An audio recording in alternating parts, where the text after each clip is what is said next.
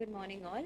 I'm here to present my paper to assess visual and structural outcomes after intravitreal ranibizumab in different morphological patterns of diabetic macular edema using OCT. Diabetic macular edema is said to be the leading cause of vision impairment in individuals with diabetic retinopathy. Treatment modalities that exist for diabetic macular edema include use of intravitreal anti-VEGFs, laser photocoagulation, intravitreal triamcinolone, and pars plana vitrectomy. Currently, principal techniques used in diagnosis of DME include OCT and fundus FFA. The purpose of this study is to assess the variations among the different subgroups of diabetic macular edema using OCT. Aim of my study was to study visual and structural outcomes after intravitreal ranibizumab in different morphological patterns of diabetic macular edema using OCT. Objective was to evaluate and compare the anatomical and functional outcomes following a single IVR injection in eyes with diabetic macular edema, showing three baseline OCT-based morphologies: diffuse retinal thickening, cystoid macular edema, and cystoid macular edema with subretinal fluid. It was a hospital-based observational study done in a OPD of Travancore Medical College, Kollam, from August 1st, 2024 to 31st May 2025.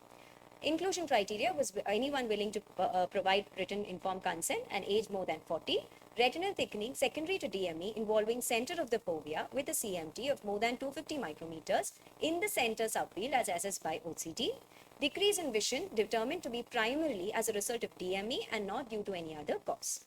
These were my exclusion criteria. Methodology.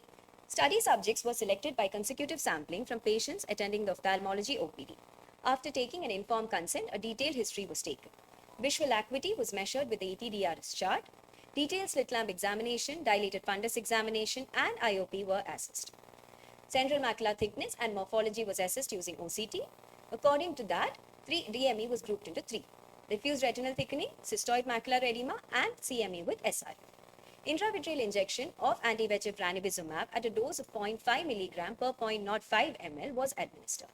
Patients were followed up at the end of 1 month. During the visit, best corrected visual acuity, slit lamp examination, fundus examination, and IOP and the OCT study of macula were done. Results. Coming to my results, baseline demographics, the mean duration of diabetes mellitus was 11.5 years. The average HbA1c was 8.3, showing a suboptimal glycemic control in majority of patients. Gender distribution, males were predominantly more, 75%, with females 25. And morphology, there was an equal distribution of my study subjects of 33.3 in each group, as discussed earlier. Lens status, phakic was 75% and pseudophakic were 25%. Baseline demographic variables were comparable between the three groups.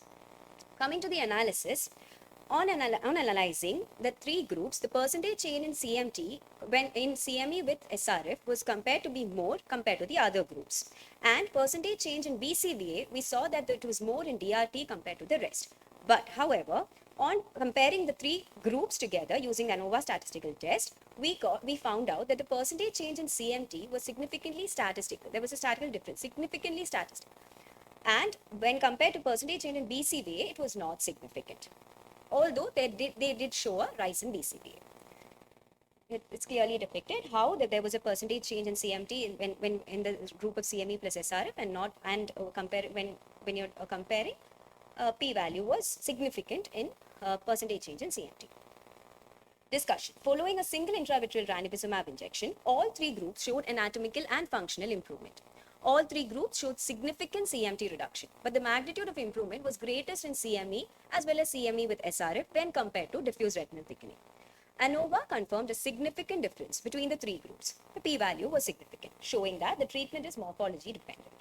Pathophysiologically, we can say that CME and CME with SRF is predominantly VEGF driven, while DRT represents a chronic extracellular matrix changes and Muller cell dysfunction, which exactly explains why CME and CME with SRF showed better response to intravitreal ranibizumab when compared to DRT. All three groups demonstrated statistically significant BCVA improvement as shown earlier. However, on comparison, that is using ANOVA, no significant difference among the groups was got. Functional improvement, thereby we can understand that functional improvement is determined by multiple factors beyond macular thickness, like chronicity of the edema, as prolonged swelling can cause irreversible photoreceptor and Muller cell damage, integrity of the ellipsoid zone and external limiting membrane on OCT, and pre-existing ischemia. Anatomical outcomes differ significantly between groups, showing the importance of OCT-based classification for treatment planning. However, visual outcomes are more comparable, suggesting that vision recovery depends on additional factors. Therefore, CMT reduction and BCVA gain should be interpreted together, and OCT biomarkers definitely beyond thickness should be taken into account for predicting long-term functional recovery. On conclusion, intravitreal ranibizumab showed significant anatomical and functional improvement across all morphological subtypes. CME and SRF showed a better anatomical improvement. The disparity between anatomical and functional outcomes highlighted that anatomical recovery does not always suggest a proportional visual improvement. OCT-based morphological classification is hence valuable in predicting anatomical response. However, functional outcomes depend on multiple factors such as photoreceptor integrity, ischemia, and chronicity of edema. These findings support the need for a multifactorial approach in managing diabetic macular edema, where both structural and functional parameters are interpreted together in tailoring a better treatment plan. Thank you. These were my references. The sample could have been cleaner. For example, as you said in the last statement, the study looks as if ranibizumab is the only variable, and giving ranibizumab will solve all issues. It's not solely how much patient diabetic control you have forced. Whether this patient has any other factor other than diabetes operant on the ischemic state. Whether this person is a PRP done person or a PRP non-done person. Included in my... It's excluded. Yeah, excluded. It's excluded. So these variables also make an impact on the VEGF elaboration into the system post-injection. May-wise, those that had taken laser and prior injection, I had excluded. You have excluded. Yeah.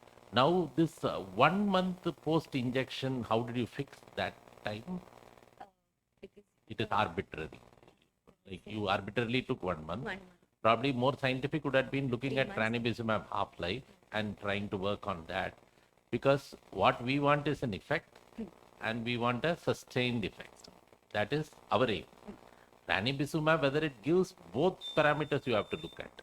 Just you get a hype, then that is not good if it's not going to be sustained beyond a week. So that also you should study. So the next time when you add the study for a bigger design, then add those papers.